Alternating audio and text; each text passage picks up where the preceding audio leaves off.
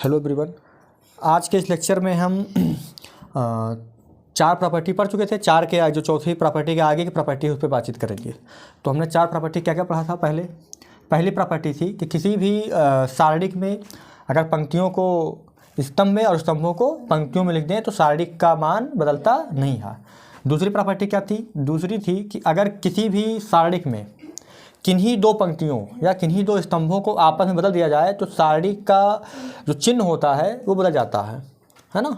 मान नहीं बदलता, चिन्ह बदल जाता है। अगर प्लस मतलब पहले प्लस आ रहा होगा और दो रो को बदल देंगे तो प्लस का माइनस आने लगेगा, माइनस आ रहा होगा तो माइनस का प्लस हो जाएगा। दो बातें होगी। तीसरी बात ये थी कि अगर किसी सारणिक में दो रो या दो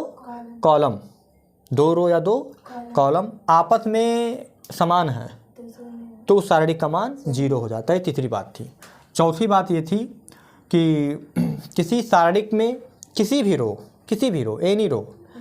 रो या किसी कॉलम, चाहे किसी रो में या चाहे किसी कॉलम में, ठीक है, किसी नंबर से मल्टीप्लाई करें तो उस सारणिक का जो मान आएगा मल्टीप्लाई करने के बाद वो पुराने सारणिक का उतना ही गुना होगा। मान लो पहले एक सारणिक ये है कोई, ठीक है, इसमें ये मतलब पहला रो है, दूसरा रो, तीसरा रो है, ठीक है, ऐसे कॉलम भी है अपना। तो ये कोई सारणिक है और इस सारणिक में हमने सारणिक के किसी रो में मैंने 2 से मल्टीप्लाई कर दिया एक रो में। तो पहले जो कुछ था तो पहले कुछ मान आता होगा x।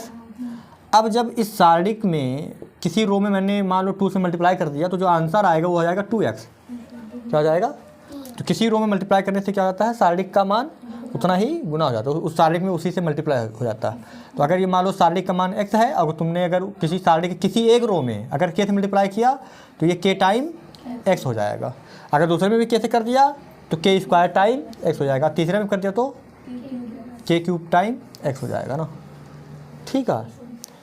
तो ये होता है। क्लियर बात? ये हमने पढ़ा था, ये चार बातें हम पढ़ चुके थे पहले लेक्चर में, ठीक है। अब इसी पे एक क्वेश्चन आता है, इधर देखें, एक एग्जाम्पल है, एग्जाम्पल नंबर 9 है एनसीईआरटी का, एग्जाम्पल 9। क्या है एग्जाम्पल 9? कि एक सारणिक दिया हुआ है, ऐसे डेल्टा बराबर मान लेते हैं। सारणिक का नाम है, ये है 102, 102, 18 एंड 36, 18 और 36। उसके बाद जो नीचे की एंट्री है वो है 1, 3 एंड 4, 1, 3 एंड 4, और इसके नीचे की जो एंट्री है वो है 17, 17 के बाद 3 और 6, ठीक है। ये एंट्री दी हुई है, ठीक है। ये क्वेश्चन मेरे सामने लिखा हुआ है, ठीक है। तो ये हमने लिख दिया यहाँ पे। तो अगर हम देखें तो अगर इसको सॉल्व करेंगे तो सॉल्व कर सकते हैं ओपन करके किसी रो या किसी कॉलम से, लेकिन एक तरीका ये हो सकता है कि क्या ये ऊपर वाले नंबर, बड़े वाले नंबर, क्या किसी का मल्टीपल है, किसी के गुण, क्या ये 17 से कट रहे हैं? 17 का पहाड़ा पढ़ो, जो 102 कट रहा है कि नहीं कट रहा? बोलो 17 का पहाड़ा कितनी बार पढ़ोगे कि 102 कट जाएगा? 6 बार। अरे 70 सीखा कितना होता है? 102, 17 छक्का 102, 6 बार। 3 का पहाड़ा क्या बार? 6 बार। 6 का पहाड़ा कितनी बार? 6 बार। तो तुम देखो ना, इसमें 6 6 6 सब में कॉमन है, तो क्या मैं इसको लिख नहीं सकता हूँ? भाई पहचानने का तरीका क्या है? इसको डिवाइड करके देखो, इसको डिवाइड करके देखो, इसको डिवाइड करके देखो, या इसको डिवाइड करके देखो कि इससे डिवाइड किया तो 102 ही आएगा, लेकिन इससे नहीं आएगा तो इसको छोड़ दिया, इसको देखा, जिससे सेम नंबर आ जाए डिवाइड करने पे। इससे डिवाइड करने पर इसको, फिर इससे डिवाइड करने पर, है ना भाई, 102 को 17 से, 18 को 3 से, 36 को 6 से डिवाइड किया तो हमेशा 6 6 आ रहा है। इसका मतलब 6 सब में कॉमन है। तो मैं इसको लिख सकता हूँ 6 इंटू 17, 6 इंटू 3 और 6 इंटू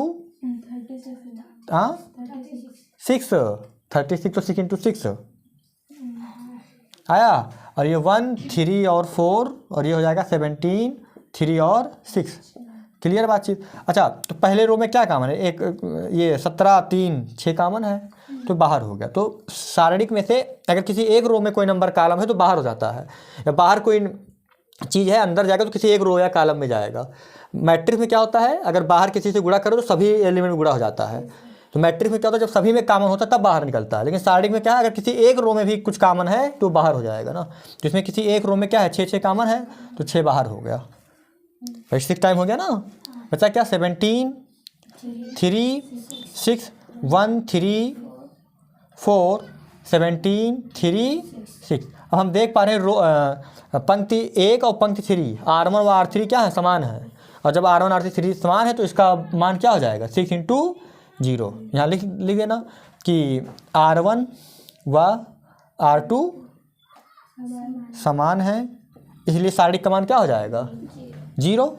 ठीक है, तो 6 × 0 क्या हो गया, 0। तो इस शारीरिक का मान अगर हम थोड़ा सा चीज़ों को पहचान पा रहे हैं तो कितने आसानी से निकल गया ना। तो ये पहचानना होता है बस, और ये पहचानना डिपेंड करता है प्रैक्टिस पे, कितनी प्रैक्टिस की है उस हिसाब से वो पहचान पाएगा ना। ठीक है भाई, तो प्रॉपर्टी का यूज करके शारीरिक को लगाना थोड़ा सा अच्छा काम है, स्टैंडर्ड काम है, और उसके लिए प्रैक्टिस चाहिए। जिसकी जैसी प्रैक्टिस होगी, जितने भी प्रॉपर्टी में तुम क्वेश्चन लगाओगे, उतना ही ज़्यादा स्मार्ट माइंड होगा ना। ठीक है, कोई रट नहीं सकता, ये प्रैक्टिस से ही आती चीज़ है ना। तो अगर हम इस पर प्रैक्टिस करेंगे तो हम पहचान पाएंगे कि हाँ ये हो रहा है, यहाँ ये हो रहा है ना। क्लियर बातचीत, तो इसको लिख लें। इसके आगे हम अगली प्रॉपर्टी पे बात करेंगे। हो गया, लिख लिया, ठीक है भाई। तो आगे चलूँ, अब देखते हैं हम प्रॉपर्टी नंबर 5। इसको मिटा रहा हूँ मैं।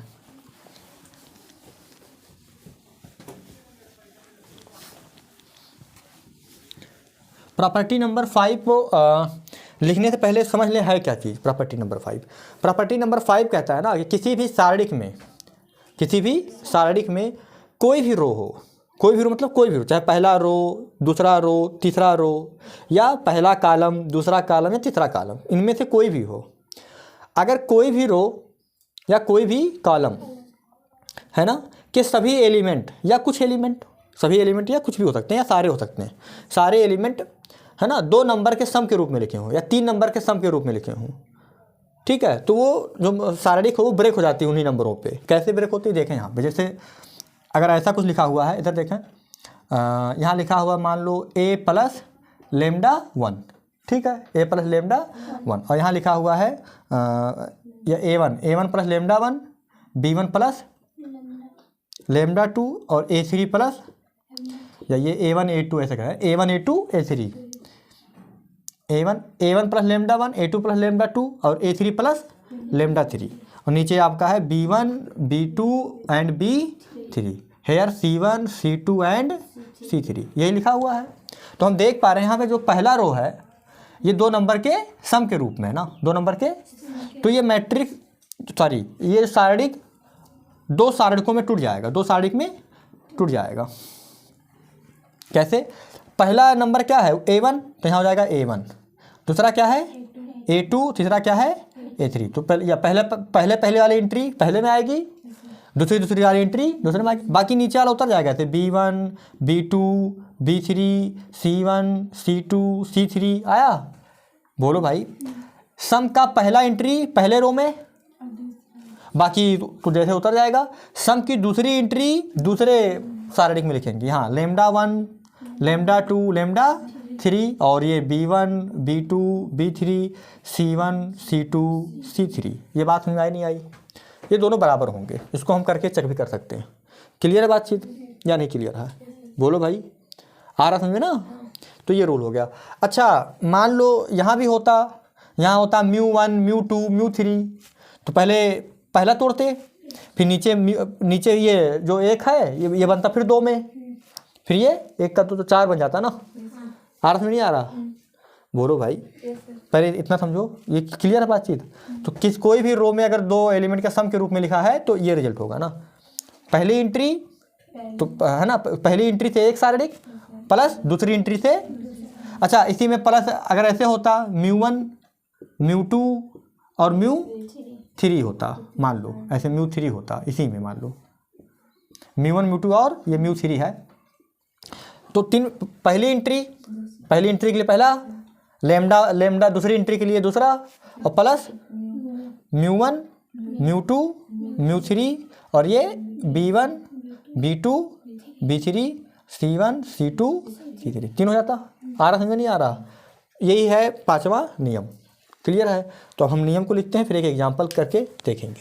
ठीक है, मिटा दो इसको।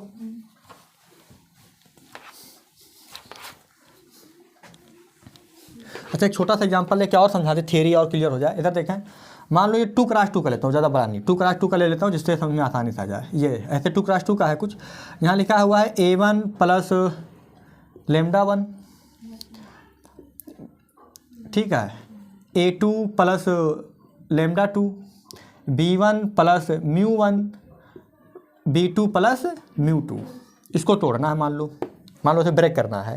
तो पहले ऊपर वाले रो से करेंगे। देखो ऊपर वाला रो भी 2 नंबर के सम में है, नीचे वाला भी, बोलो ना भाई, क्लियर है। तो ये क्या हो जाएगा, इधर देखें, ये हो जाएगा पहले a1, पहले फर्स्ट एंट्री के लिए, और दूसरा a2 आया।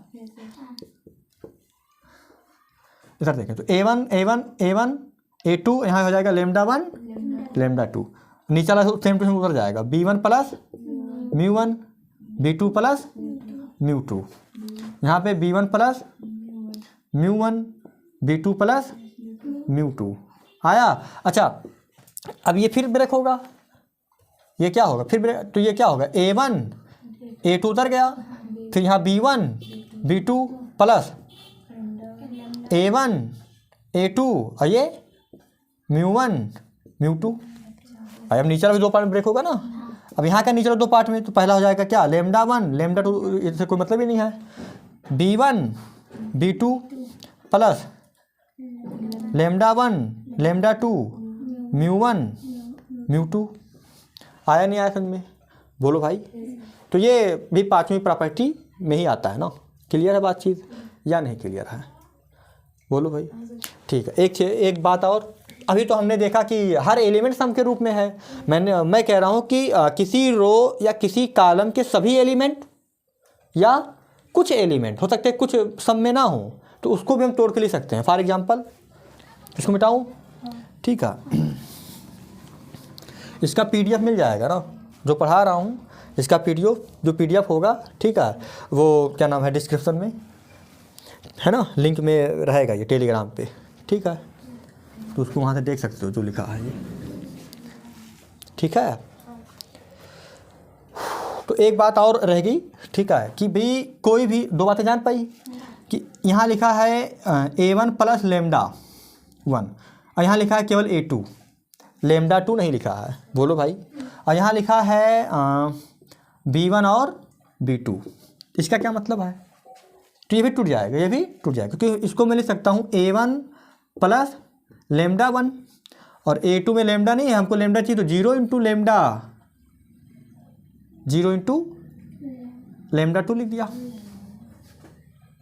0 इंटू λ2 नहीं लिख सकता हूँ क्या, तो गुणा करेंगे तो 0 0। हाँ तो 0 आ गया, तो वही चीज़ लिखा है, हाँ वही चीज़ लिखा है भाई। a1 प्लस λ1 लिखा हुआ है, तो लैम्डा का कोफिशिएंट क्या है, 1 है, आया। अगर यहाँ 2 λ1 होता तो 2 λ1 में टूट जाता, और क्या, यहाँ पे नहीं है कुछ, तो मैं 0 λ2 लिख सकता हूँ, और यहाँ हो जाएगा b1, यहाँ हो जाएगा b2। कोई दिक्कत हो बताओ, अरे ये जैसे λ1 लिखा है तो कोई तो 2 λ1 भी लिख सकता है, तो 2 λ1 मतलब क्या, a1 प्लस 2 λ1, तो 2 λ1 में टूट जाता, और क्या, तो उससे दिक्कत नहीं है, जैसे λ1 तो यहाँ पे नहीं है, तो ये क्या होगा, 0 λ2। अब जब ये टूटेगा तो क्या हो जाएगा, a1 a2 b1 b2 plus λ1, और यहाँ लैम्डा के भाई 1 λ1, यहाँ क्या है 0 λ2, 0 λ2 मतलब 0, b1 b2। आया नहीं आया, बोलो भाई। अगर वेरीफाई करना चाहते हो तो वेरीफाई कर लो, आओ इसको सॉल्व करें, इसको सॉल्व करो, क्या आया, a1 b1 क्या आया, ये क्या आया, minus a2 b1 plus λ1 b2 minus 0, खत्म, a1 b2 minus a2 b1, ठीक है। अब λ1 b2 माइनस b1 0, खत्म। इसको सॉल्व करो, तो इसको सॉल्व करो, क्या आ रहा है देखो, गुणा करो तो क्या आ जाएगा, b2 a1 plus λ1 b2 minus a2 b1, मिलाओ, a2 b1 नेगेटिव, यहाँ भी नेगेटिव, पहला टर्म मिल गया, a1 b2 A1 B2, ये चाहे B1 A2 A1 B2 एक ही चीज़ है, क्योंकि कम्यूटेटिव लॉ होल्ड होता है रियल नंबर में ना। ये हो गया। हाँ, कम्यूटेटिव लॉ होल्ड होता है रियल नंबर में कब? जब यूजुअल मल्टीप्लिकेशन होता है तब, जो तुम अभी बचपन से लेकर अभी तक मल्टीप्लिकेशन लगाते आए हो, उसके लिए कम्यूटेटिव लॉ होल्ड होता है रियल नंबर सिस्टम में। ठीक है, बाकी आगे 2 नंबर का गुणा कम्यूटेटिव हो ज़रूरी नहीं है, पता नहीं कौन सा ऑपरेशन है। ठीक है, डिपेंड करता है ऑपरेशन कैसा है ना। ठीक है, तो ये बातें हो गई। तीसरा है λ1 B2, λ1 B2। बोलो भाई, आ रहा है कि नहीं आ रहा है? आ रहा है ना, वेरीफाई भी हो गया। तो ये एक ज़रूरी बात थी। ठीक है, अब मुझे लगता है कि तुम मेरी बातें जान गए मैं क्या कहना चाह रहा हूँ ना। क्लियर है? तो अब लिख दूँ? ठीक है, तो यहाँ तक का हो गया ना, तो मिटा दूँ इसको? तो इसको मिटा दे रहा हूँ मैं ना। ठीक है,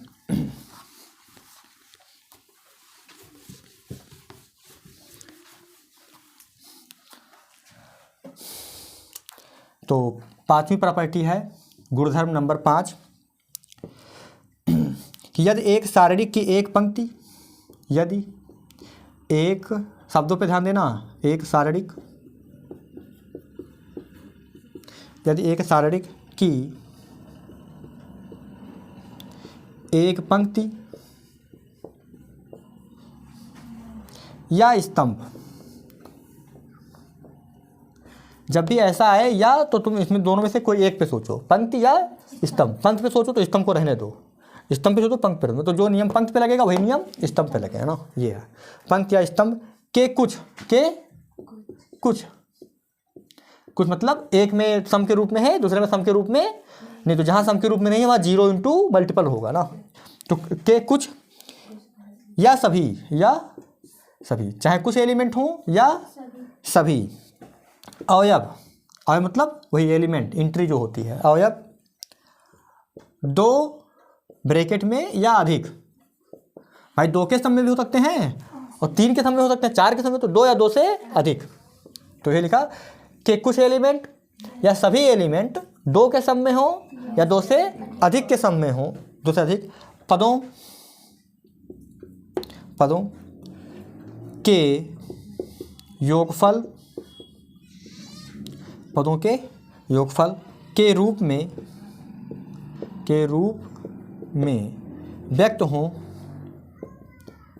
हों तो शारीरिक जितने पद में होंगे, जितने टर्म में होंगे, उतने ही शारीरिक सम के रूप में लिखी जाएगी। अगर दो अवयव के सम में है तो 2 शारीरिक का सम होगा, 3 अवयव के सम में है तो 3 शारीरिक का सम होगा। ठीक है, तो शारीरिक को 2 ब्रैकेट में या अधिक, जैसा होगा उसी हिसाब से होगा ना, 2 या अधिक शारीरिकों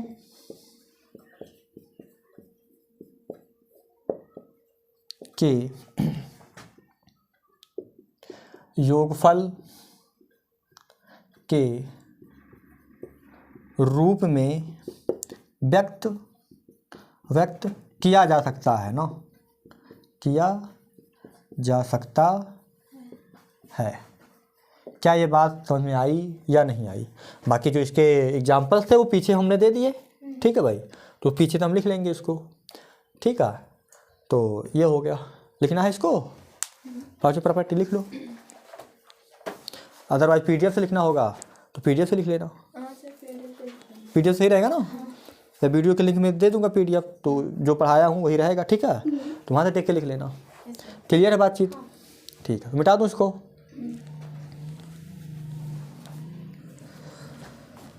तो ये बातें क्लियर होगी ना। तो 5 प्रॉपर्टी हम जान गए। ठीक है, प्रॉपर्टी याद हो, है ना, तभी तो अप्लाई कर पाएंगे क्वेश्चन में। तो प्रॉपर्टी नहीं याद रहेगी तो कैसे अप्लाई करेंगे ना। चलें आगे।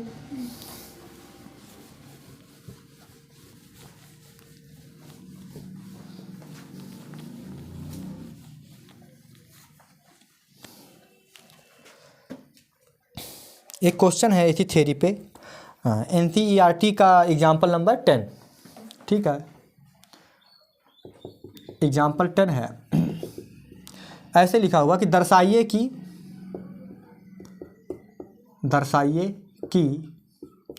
ये एक शारीरिक दिया हुआ है जिसमें एंट्री है ABC और सेकेंड एंट्री है A plus 2x, B plus 2y and C plus 2z। नीचे है एक्स वाई जेड, बराबर 0 दिखाना, बराबर। तो ठीक है, इसको उतार लो पहले हल में। ए बी सी, थोड़ा सा दूर दूर लिखते हैं, ए बी सी, ये हो गया ए plus 2x, B plus 2y और c plus 2z and this is x y and z. नहीं, अब तुम्हें पता है कि जो सेकंड रो है वो 2 एलिमेंट के सम के रूप में, तो तोड़ दो।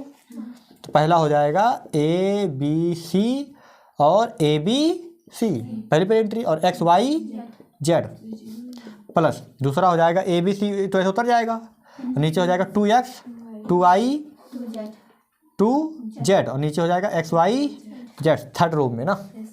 तो यहाँ पे देखें कि 2 रो बराबर है, तो ये क्या हो जाएगा 0, प्लस यहाँ से दूसरे रो में कॉमन है, 2 बाहर हो गया, तो हो गया a b c x Y z और एक्स वाई जेड।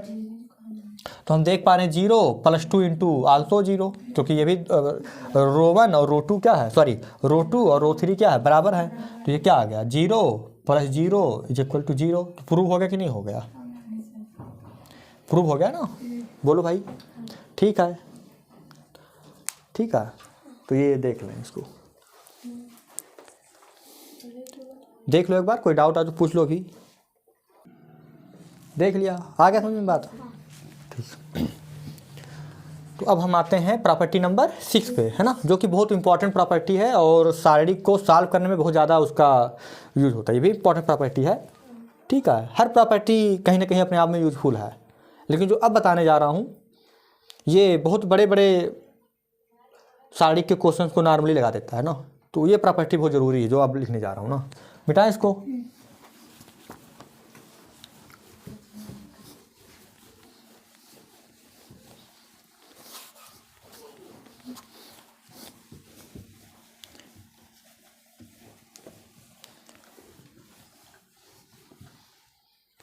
देखें प्रॉपर्टी नंबर 6 प्रॉपर्टी। पहले समझ लें मैं कहना क्या चाह रहा हूँ। तो जब हमने मैट्रिक्स पढ़ा था, तो मैट्रिक्स में हमने ट्रांसफॉर्मेशन पढ़ा था ना, रो ट्रांसफॉर्मेशन, कॉलम ट्रांसफॉर्मेशन, है ना, एलिमेंट्री ऑपरेशन, एलिमेंट्री ट्रांसफॉर्मेशन पढ़ा था ना। बोलो भाई, पहला था are I interchange R J, है ना, ऐसे करके था कुछ, ठीक है। तो उसमें एक चीज़ थी, तो इसमें जो उन तीनों में से जो एक चीज़ यहाँ लगने वाली है, तो एक प्रॉपर्टी उसमें से लगती है ये कि अगर आर आई है, तो आर आई को अगर हम आर आई तो आर आई लिखेंगे, पहली बात तो ये जानो। तो अगर आर वन है तो यहाँ आर वन ही लिखेंगे, इस बात का जरूरी ध्यान दें, यानी कि यहाँ आर वन है तो तुरंत आर टू लिख देना, आर वन है तो आर वन ही आएगा।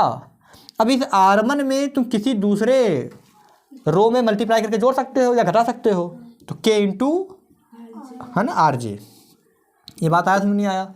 सेम कहानी कॉलम के लिए है, C I interchange by C I plus K into C J. अगर हम ऐसा ऑपरेशन, ये ऑपरेशन लगा दें किसी सारणिक में या ये लगा दें, तो सारणिक का मान बदलता नहीं है।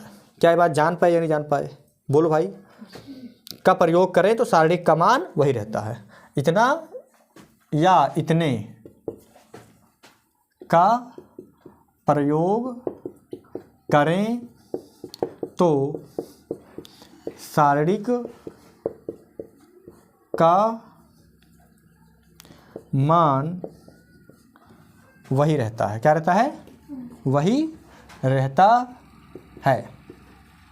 इस बात को अपने, है ना, दिलो दिमाग जहन में बैठा लो भाई, बहुत ज़रूरी बात है ये सारणिक के लिए। फिर से सुन लेना, केवल यही ऑपरेशन, केवल यही। तुमने तो 3 पढ़े हैं ना, उन तीनों की बात नहीं करता मैं, ओनली दिस ऑपरेशन ना। मैं सिर्फ इस ऑपरेशन की बात कर रहा हूँ प्रेजेंट टाइम में। ये नहीं कि पहले को दूसरे बदल दो, दूसरे को पहले बदल दो, कोई दिक्कत नहीं है। यहाँ वहाँ दिक्कत हो जाएगी, सारणिक में साइन बदल जाएगा। बोलो भाई। ये नहीं कि पहले में था कि आर आई इंटरचेंज बाई के इंटू आर आई, पहले में था ना मैट्रिक्स में, लेकिन यहाँ पे अगर ऐसा करोगे तो दिक्कत हो जाएगा, सारणिक का मान बदल जाएगा। तो ओनली एक के लिए दिक्कत नहीं होता है, वो ये है। क्या मेरी बात जान पाए या नहीं जान पाए? तो this is applicable only for determinant, ये केवल शारीरिक के लिए है। क्लियर क्लियर है बातचीत? बोलो ना भाई। तो उन तीनों ऑपरेशन में से एक ऑपरेशन यहाँ यूजफुल है, बस इसको हम समझ में आया नहीं आया? अब एग्जाम्पल के तौर पे अगर हम देखना चाहें तो देख लेते हैं कि मान लो मेरे पास एक डेल्टा है। क्या है? डेल्टा। डेल्टा में जो लिखा हुआ है this is A1 B1 C1 A2 B2 C2 A3 B3 C3, this is delta. आया? बोलो। अब एक ऑपरेशन अगर मैं लगा दूं R1 में, किस में लगा दूं? R1 में। R1 replace by R1 plus के R2 कर लो या R3 कर लो, चलो R3 कर देते हैं। R1 है तो R1 रहेगा। तो क्या हो गया कि R1 रो में, पहले रो में है ना, तीसरे रो में के से गुणा करके पहले रो में जोड़ना है। बोलो भाई। आया? तो मान लेते हैं कि एक सारणी बन जाएगी तुम्हारा डेल्टा 1। क्या बन जाएगा? डेल्टा। देखते हैं बाद में दोनों बराबर आ रहे हैं कि नहीं आ रहे, देख लेंगे। तो क्या आ जाएगा ये इस ऑपरेशन के थ्रू ये सारणी क्या हो जाएगा कि पहले में, ध्यान देना, पहले में ये ऐसे उंगली रखेंगे, दिस इज A1 भाई। A1 पहले में, पहले एलिमेंट में, पहले एलिमेंट जोड़ना है क्या है ना, तीसरे रो में के से गुणा करके, तो ये KA3 हो गया, KA3, तो ये क्या हो जाएगा KA3। दूसरा एलिमेंट क्या है? B1 प्लस के से R3 में, तो यहाँ क्या है KB भाई, के से मल्टीप्लाई हुआ तो होगा KB2 सॉरी 3 KB 3 है ना। अच्छा यहाँ क्या हो जाएगा? C1 प्लस इसमें के से मल्टीप्लाई तो KC3 जुड़ गया इसमें, तो KC3। आया नहीं आया समझ में? और ये हो गया A2, ये हो गया B2, ये हो गया C2, this is A3 B3 C3। यहाँ तक आया कि नहीं आया? बोलो भाई। क्लियर है?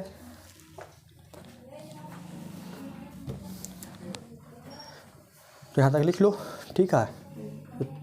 PDF से लिख ही लेना। आया समझ में? एक बार देख लो, समझ लो पहले। अगर कोई दिक्कत आ रही तो बता दो हमको अभी इसी समय। कोई दिक्कत तो नहीं है? ठीक है। तो इसको मिटा दूँ? थ्योरी तो क्लियर होगी ना। इसको मिटा के इस बात को आगे करता हूँ मैं, ठीक है। तो इसको मिटा रहा हूँ ऊपर वाला।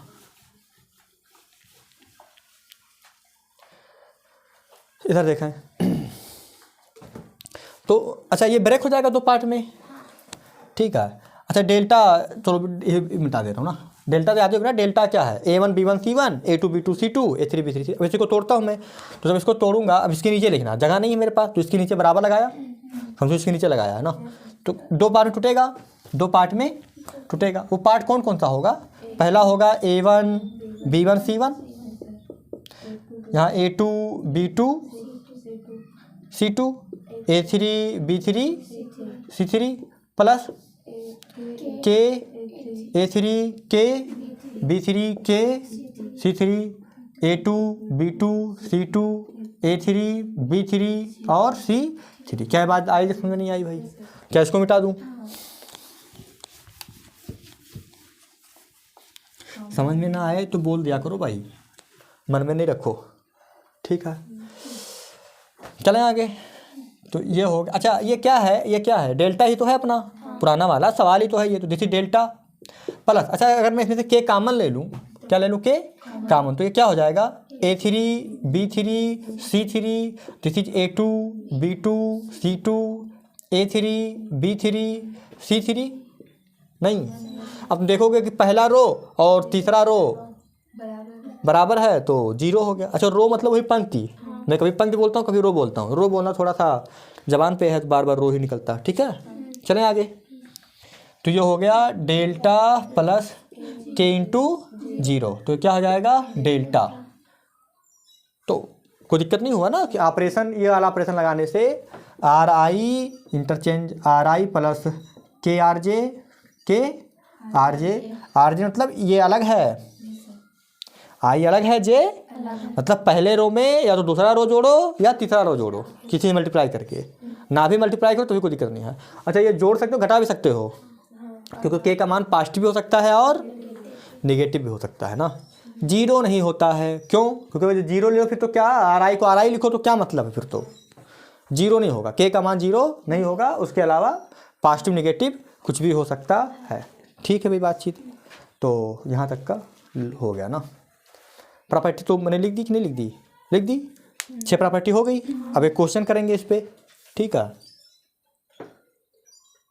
यहाँ तक का समझ लो। ठीक है भाई, चले आगे। अब हम सारी प्रॉपर्टी ख़त्म होगी। 6 प्रॉपर्टी थी, 6 ख़त्म कर दिया हमने। अब 6 प्रॉपर्टी को देख लो, एक बार याद कर लो। ठीक है, जिससे क्वेश्चन लगाने में आसानी हो। अब इस प्रॉपर्टी पे हम क्वेश्चन लगाएंगे ना। ठीक है, तो 4-5 क्वेश्चन जो भी हैं करते हैं, फिर एक्सरसाइज शुरू हो जाएगा।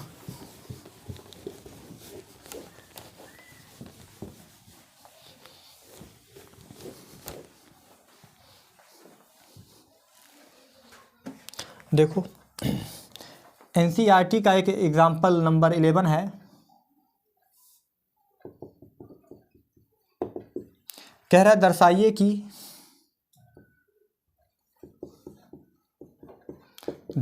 कि डेल्टा इज इक्वल टू, ये लिखा है ए प्लस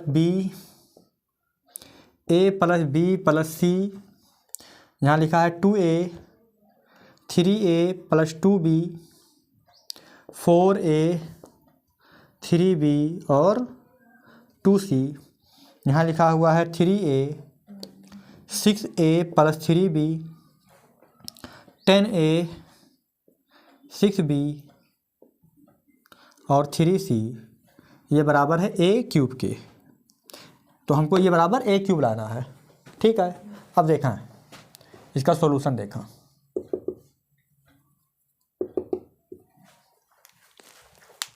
मेरी बात को गौर से सुने।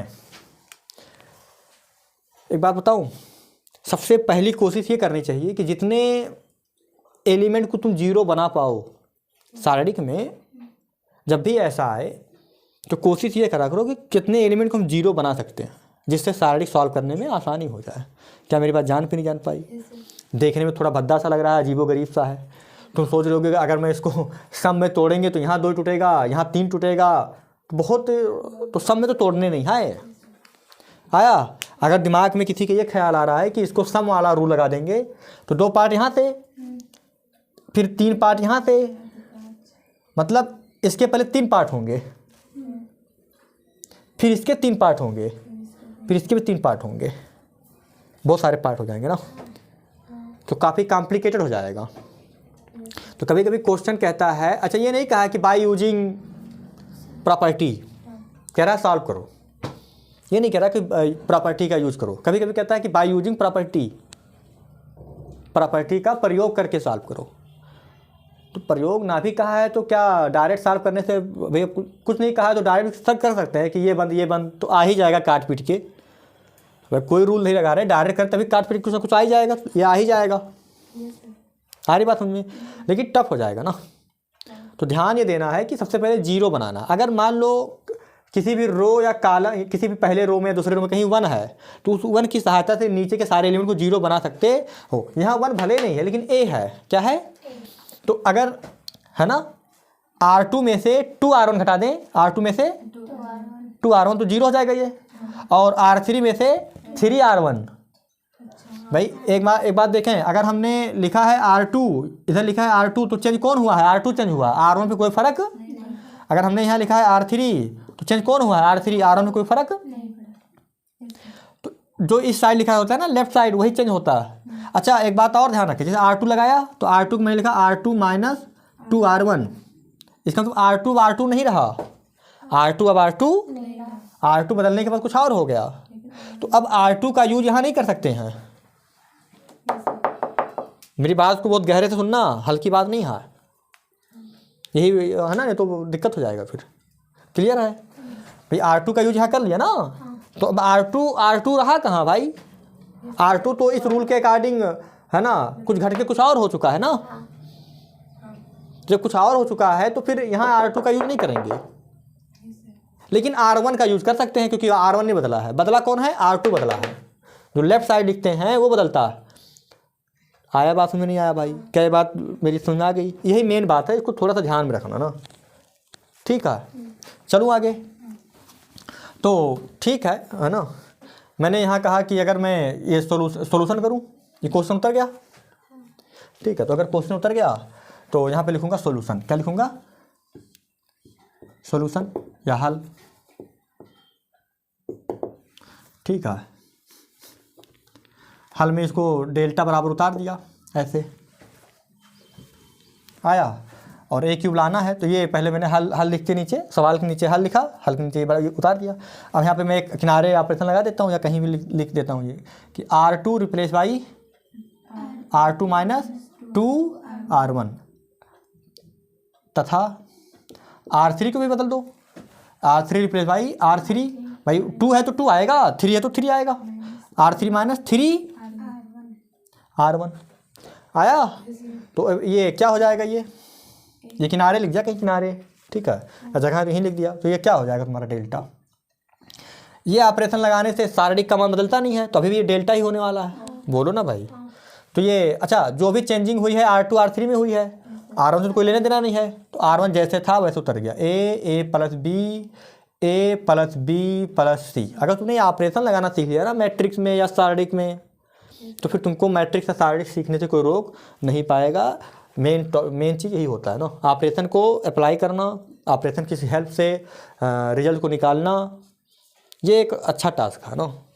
क्लियर है? तो इसमें थोड़ा सा काम करना पड़ता है, थोड़ी सी प्रैक्टिस करनी पड़ती है। अगर एक बार प्रैक्टिस कर लिया और एक बार दिमाग में आइडियोलॉजी बैठ गया, हाँ, तो उसके बाद फिर डर नहीं लगेगा फिर। क्लियर है बातचीत? तो ये सीखना वो ज़रूरी है, क्योंकि आगे की भी जब तुम पढ़ोगे, BSc करो, MSc करो या कुछ भी करोगी, और ख़ासकर BSc MSc करोगे, तो जो मैट्रिक्स वहाँ पढ़ाई जाएगी, लीनियर अलजेब्रा हो गया कहीं भी, तो उसमें तुम्हें ऑपरेशन लगाने आने चाहिए। ठीक है, आगे चल के जो मैट्रिक्स है BSc वगैरह, उसमें तुमको ऑपरेशन आना चाहिए लगाना भाई, क्योंकि सारा खेल ऑपरेशन का ही है। अब ऑपरेशन अगर नहीं सीखे रहोगे तो अप्लाई नहीं कर पाओगे, तो चीज़ें टफ हो जाएंगी ना। क्लियर है बातचीत? तो ये हो गया ए प्लस बी, तो हमको R1 से कोई मतलब है नहीं, लेकिन R2 क्या हो गया, अब तुम तो घटा ले जाओगे भाई। R2 क्या है, R2 में से R1 में 2 से गुणा करके घटा है, तो यहाँ पे तो 2a है, तो 2a में से 2 से गुणा करो 2a, तो 2a में से 2a गया 0, यहाँ आओ 3a में से 2a गया, भाई 2 से गुणा हो रहा है ना, 3a में से 2a गया a, अरे 3a में से 2a गया बेटा, तो a, अच्छा यहाँ 2b है, यहाँ भी 2b है, तो क्या हो गया 0, खत्म, खाली a बचा। यहाँ आओ 4a, यहाँ 2a, तो 2a, यहाँ 3b, यहाँ 2b, तो एक भी घट रहा है ना, 3b में से 2b गया, और 2c में से 2c गया, तो खत्म। अच्छा 3, अब 3 से गुणा करेंगे, R3 क्या है, R3 में से 3R1, तो R3 में से अब R1 में 3 से गुणा करके घटाएंगे, 3 से गुणा करके घटाएंगे R3 में से, तो 3a में से 3a गया 0, अब 6a में से 3a गया, पर 3a आया, और 3b में से 3b गया, खत्म। 10a में से 3a गया 7a, 6b में से 3b गया 3b, 3c में से 3c गया 3c में, तो मैं गुणा करते चल रहा हूँ साथ में, तो ऐसे करके चला, ऐसे उंगली रखे, यहाँ उंगली रख के गुणा करके तब घटा के लिखे ना। क्लियर बातचीत? तो ये बचा तुम्हारे पास, तुम देख पा रहे हो यहाँ 2 0 है। अब तुम चाहो तो खाली एक ही रो से खोल दो, खाली इसी एलिमेंट से तुरंत आ जाएगा। तुम चाहो तो इसको भी 0 बना सकती हो, तुम चाहो भाई तो यहीं से कर लो, एक ए उठाओ, ये बंद, दोनों का गुणा कर लो तो आ जाएगा। मैं कह रहा हूँ इसको भी 0 बनाया जा सकता है भाई, R3 replace by R3 minus 2R2। ध्यान ये रखना है कि जो 0 बन गया है वो नॉन 0 ना बनने पाए, यानी कि जो 0 बना दिया फिर ऐसा ऑपरेशन लगा देगा फिर ये 0 का नॉन 0 हो गया, तो फिर तो क्या मतलब है भाई, आया। लेकिन ऐसा आप ये लगाने से अगर मैं इसमें से इसको घटाता हूँ तो कोई फ़र्क नहीं पड़ेगा, ये नॉन 0 का 0 ही रहने वाला है ना। तो इसलिए मैंने R3 को 3R2 ना, 3R3 माइनस 3R2 ना, आया। तो ये क्या हो जाएगा, ये हो जाएगा, अच्छा a plus b plus c, तो ऐसा उतर जाएगा, क्योंकि ऑपरेशन R3 में है, तो ये 0a 2a प्लस b हो गया, बोलो ना भाई, ये 0 का 0 रहेगा। अच्छा 3a में से यहाँ 3 से गुणा है, 3 a गया 0, 7a में से 3 से गुणा, 3 दूनी 6a, तो 1a बचा, 3b में से 3b गया, खत्म, बोलो ना भाई, इतना आ गया, इतना आ गया, आया, बोलो नहीं आया समझ में। इसके आगे देखें, इसके आगे क्या हो जाएगा, जब ये हो गया तो इसके आगे यहाँ लिख दूँ, ठीक है, इसके आगे क्या हो जाएगा, इसके आगे आप ए से ओपन कर दो। तो अगर हमने ए ले लिया तो क्या होगा, ये बंद भाई, इसके ए के सामने बंद, ए के नीचे बंद, तो A zero to A plus B, A zero to A plus B, और यहाँ क्या हो जाएगा ए। बोलो ना भाई, क्रॉस मल्टीप्लाई हो जाएगा ये, तो ये हो जाएगा बेटा ए स्क्वायर और जीरो इंटू समथिंग जीरो। बोलो ना भाई, तो ये क्या हो जाएगा ए क्यूब। आ गया नहीं आ गया, प्रूव हो गया। तो इस प्रकार हमने जो ऑपरेशन लगा के ये बहुत ही आसानी से प्रूव हो गया ना। ठीक है कि नहीं ठीक है भाई। तो ये सवाल है ना, आया समझ में या नहीं आया, बोलो भाई, आया। ठीक है, तो यहाँ तक का हो गया ना। तो इसका लॉक खोलो, अगला क्वेश्चन देखें क्या है इसमें। हो गया, चलें आगे।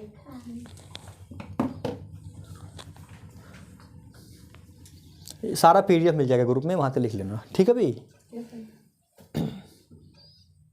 ऐसे डिस्क्रिप्शन पे भी रहेगा ये, ठीक है। चलें आगे।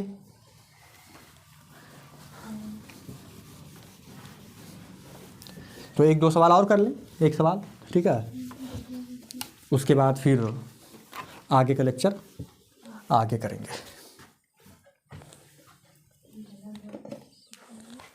मुझको लगता है कि 7 या 8 लेक्चर में कंप्लीट हो जाता है, 6-7 लेक्चर, तीसरा है शायद। हाँ, तो 6-7 है ना, 3-4 लेक्चर और मुश्किल से। चलें आगे। तो कितने क्वेश्चन हो गए, ये एग्जाम्पल नंबर 11 मैंने कर दिया ना। एक छोटा सा क्वेश्चन देखते हैं, एग्जाम्पल नंबर 12। एग्जाम्पल 12 इस पर हम काफ़ी क्वेश्चन करेंगे, जिससे इसमें हम थोड़ा सा प्रैक्टिस हमारी अच्छी हो जाए ना। तो ठीक ठाक क्वेश्चन करेंगे इस मतलब इस टॉपिक में, ठीक है। कुछ अभी तो एनसीईआरटी के एग्जाम्पल करा रहा हूँ, बाकी एक्सरसाइज में भी देखेंगे जो क्वेश्चन थोड़े से अटपटे होंगे उसको कर लेंगे। बाकी और भी अच्छे क्वेश्चन देख लेंगे, वहाँ से RDRS से देख लेंगे, नहीं प्रैक्टिस सेट वगैरह, अगर जहाँ से भी अच्छे क्वेश्चन मिल पाएँ वहाँ से कर लेंगे, ठीक है भाई। तो एक क्वेश्चन ये है कि इसमें लिखा हुआ है प्रसरण किए बिना, प्रश्न मतलब ओपन, ऐसे डायरेक्ट ओपन नहीं करना, जैसे है ना पहले रोज ऐसे डायरेक्ट ओपन नहीं करना। प्रसरण किए बिना सिद्ध कीजिए, सिद्ध करना है कि डेल्टा बराबर x plus y, y plus z और जेड प्लस एक्स। नीचे है जेड एक्स वाई 1 1 1 बराबर 0 बराबर 0। क्या ये बात समझ में आया या नहीं आया, बोलो भाई। क्वेश्चन ने कहा है कि बिना इसको बिना प्रसरण किए, मतलब इसको ये नहीं कि खोलना है x प्लस वाई लिया ये बंद ये सब नहीं करना है, बिना ओपन किए इसको डायरेक्ट सॉल्व करना है। तो देखना एक तरीका ये हो सकता है भाई कि तुम देखो यहाँ एक्स वाई है, किसकी कमी है, जेड की। यहाँ वाई जेड है तो एक्स की कमी है, और यहाँ जेड एक्स है तो वाई की कमी है। अगर इसमें जेड जोड़ दें, इसमें एक्स जोड़ दें, इसमें वाई जोड़ दें, तो ये सब एक्स वाई जेड हो जाएगा। और एक्स वाई जेड मतलब प्लस में होगा, X plus Y plus Z, ठीक है, X plus Y plus Z. तो X plus Y plus Z common हो जाएगा, तो फिर 1 1 1 नीचे भी 1 1 1, पहला रो बराबर 0 आ गया। बोलो भाई, तो सोल्यूशन ये 0 प्रूव करना है, ठीक है, बोलो। तो ये सवाल उतार लेना। अब मैं इसका सोल्यूशन कर रहा हूँ ना, तो सोल्यूशन में मैंने यहाँ लिखा हल। अब इसको 0 लाना है, तो देखना मैंने किया कि R1 replace by R1 plus R2, तो ये क्या हो जाएगा, x plus Y plus z, ये y plus z plus x, या x plus Y plus z, एक ही चीज़ है ना, बोलो। ये z plus x plus y या x plus Y plus z, एक ही बात है, प्लस ना। और यहाँ पे z x और y, और यहाँ पे 1 1 1, बोलो। और एक ये हो गया, x y z कॉमन है, x plus Y plus Z common है, तो क्या आया 1 1 1 z x y 1 1 1 आया। अब पहला लिख देना यहाँ पे। अच्छा, जब भी 0 लिखना तो किनारे लिख देना साइड में कि पहली पंक्ति या ऐसे R1 व R3 समान है। तो ये हो जाएगा x plus Y plus z into 0 बराबर 0। प्रूव हो गया नहीं हो गया। बस यहाँ 0 लिखा तो यहाँ लिख देना कि R1 व R3 समान है, ये बात लिख देना खाली, जिससे एग्जाम में पता चल जाए कि कौन सा रूल लगाया है। क्लियर है बातचीत? बोलो भाई। ठीक है, देख लो एक बार, समझ लो, कोई दिक्कत हो बताओ।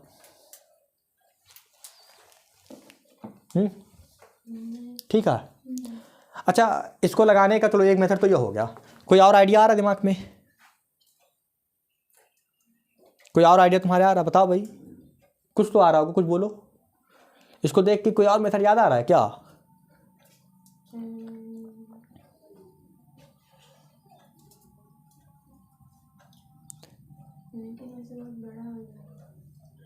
नहीं आ रहा है?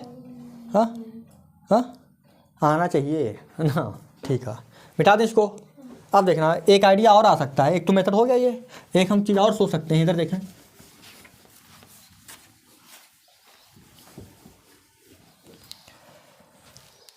सेकंड मेथड है ना, सेकंड अप्रोच, उसी का सेकंड ORR। एक बात ये देखो, मैंने क्या कहा, किसी भी रो या किसी भी कॉलम में मैक्सिमम 0 बनाने की भी कोशिश करते हैं कि भाई अगर 3 एलिमेंट हैं, 3 में से अगर 2 0 बना ले गए किसी भी रो या किसी कॉलम में, न 0 नहीं हो जाएगा तो हमको ओपन करना आसान हो जाएगा। तो इधर देखो, ये C1 है, दिस इज C2 और ये C3। तो अगर मैं C2 में से C1 घटा दूँ तो ये 0 हो जाएगा, और C3 में से फिर C1 घटा दूँ तो 0 हो जाएगा। अगर मैं ये ऑपरेशन लगा दूँ यहाँ पे C2 replace by C2 minus C1, अरे एक में से गया कितना आया? 0। ऐसे ही C3 replace by C3 minus C1, तो ये भी 0। 2 0 बचा खाली 1, यहीं से ओपन कर देंगे। आ रहा बात में? अच्छा, जब ये ऑपरेशन लगाया बेटा तो ये क्या हो जाएगा? ये C1 में तो लगाया नहीं ऑपरेशन, तो C1 उतार दो, x प्लस वाई जेड और 1, C1 से उतर गया।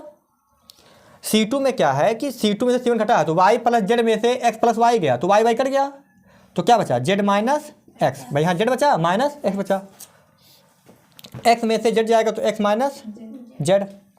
बोलो, यहाँ हो जाएगा 0। अच्छा, z प्लस एक्स में से x प्लस वाई गया तो z प्लस एक्स कट गया, z माइनस।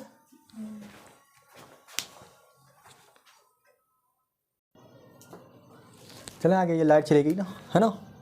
ठीक है भाई, तो फिर से देख लें, C2 माइनस C1 और C3 replace by C3 minus C1। तो C1 तो इसे उतर गया। फिर मैंने C2 में क्या किया, C2 में से C1 घटाया, तो इतने से जब ये घटाया y प्लस जेड में से ये घटाया तो y से y कट गया, z माइनस एक्स, फिर x माइनस जेड, एक में से एक गया 0, z प्लस एक्स में से x प्लस वाई गया तो x कट गया, z माइनस वाई। बोलो बेटा, y माइनस जेड और 1 माइनस 1 गया 0। क्या ये बात समझ में आई या नहीं आई? बोलो। अब तुम चाहो तो यहाँ से ओपन कर सकते हो डायरेक्ट, और अगर नहीं चाहते हो और आसान करना चाहते हो तो और आसान हो सकता है। जैसे इसको मैं लिख सकता हूँ, इधर देखा, x प्लस वाई, यहाँ से भी ओपन कर सकते हैं भाई। ये प्लस माइनस प्लस, ये बंद, इन दोनों का गुणा। लेकिन इस चीज़ को और आसानी से किया जा सकता है, देखें कैसे, x प्लस वाई जेड यहाँ 1। बोलो भाई। अच्छा, ये z माइनस एक्स है, इस z माइनस एक्स को मैं लिख सकता हूँ x माइनस जेड, लेकिन आगे क्या आ जाएगा? माइनस। जब हम a माइनस बी को b माइनस ए लिखते हैं तो आगे माइनस लगा देते हैं। बोलो ना भाई। अच्छा, इसको x माइनस जेड को x माइनस जेड से उतार देंगे और 0 का 0 उतार देंगे। अच्छा, इस z माइनस वाई को हमने लिखा y माइनस जेड, तो आगे माइनस लगा दिया। जब इसको सॉल्व करेंगे तो वही चीज़ आएगा ना, तो ये हो गया y माइनस जेड, ये हो गया 0। यहाँ तक आया, समझ में नहीं आया भाई? बोलो। अब इसके आगे मैं यहाँ सॉल्व कर देता हूँ यहाँ, ठीक है। अब देखो, सेकेंड कॉलम में x माइनस जेड कॉमन है। तुम कहोगे यहाँ पे नहीं है x माइनस जेड, ये 0 इंटू एक्स माइनस जेड लिखा तो है। 0 इंटू एक्स माइनस जेड मतलब क्या? 0 ही। तो 0 के पास कुछ तो सब कुछ है भाई। 0 तो 0 लिखा है तो चाहे 2 का मल्टीपल करो, 2 का मल्टीप्लाई करो तो भी 0। तो अगर यहाँ दोनों एक्स माइनस जेड है तो यहाँ भी एक्स माइनस जेड है, क्योंकि हम यहाँ पे लिख सकते हैं 0 इंटू एक्स माइनस जेड। क्या दिक्कत है? सही है।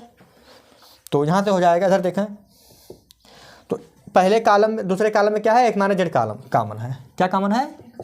एक्स माइनस जेड पहले में, दूसरे कॉलम में कॉमन है। और दूसरे कॉलम में क्या कॉमन है बेटा? वाई माइनस जेड, तो हो जाएगा वाई माइनस जेड। बोलो भाई। अब क्या हो जाएगा यहाँ पे? पहला रो तो ऐसे उतर जाएगा, x plus y z and 1। दूसरा क्या हो जाएगा, यहाँ -1 होगा ना, ये हो जाएगा -1 और ये हो जाएगा 1, ये हो जाएगा 0, ये हो जाएगा -1 1 और 0। अगर देखें तो यहाँ से दो रूल लगा सकते हैं, एक तो C2 C3 बराबर हैं तब भी 0 होगा भाई। लिख सकते हैं कि यहाँ C2 व C3 समान है तो 0, एक तरीका ये हो गया। दूसरा और हो सकता है कि x माइनस जेड और y माइनस जेड, ये x माइनस जेड है, x माइनस जेड और y माइनस जेड। ओपन कर दो, प्लस माइनस प्लस, बोलो भाई, तो इंटू 1, तो ओपन जब करोगे तो क्या आएगा, ये बंद तो -1 +1 -1 +1, सामान 0 ही आएगा, लेकिन चलो कर देते हैं। x minus z y minus Z, 1 तो हटाओ, कोई मतलब नहीं, तो ये क्या आ गया, -1 फिर एक माइनस और माइनस फिर ये क्या हो जाएगा -1, अरे -1 फिर एक माइनस फिर 1 × -1 इसको सॉल्व करेंगे तो x minus z y minus Z -1 +1, ये आ गया 0, तो ये आ गया कितना 0। इतना ना लिखना हो तो डायरेक्ट लिख लो कि यहाँ लिखो direct 0, x minus z y minus z into 0 direct. Region में C2 और C3 समान है। ठीक है, तो आज का लेक्चर यही तक। ठीक है भाई, अब हम इसी टाइप के और क्वेश्चन नेक्स्ट लेक्चर में करेंगे। ठीक है, तो यहाँ तक का एक बार सभी लोग देख लो एक बार।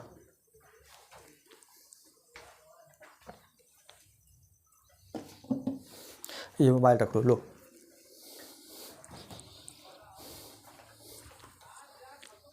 ठीक है भाई, चलो ओके।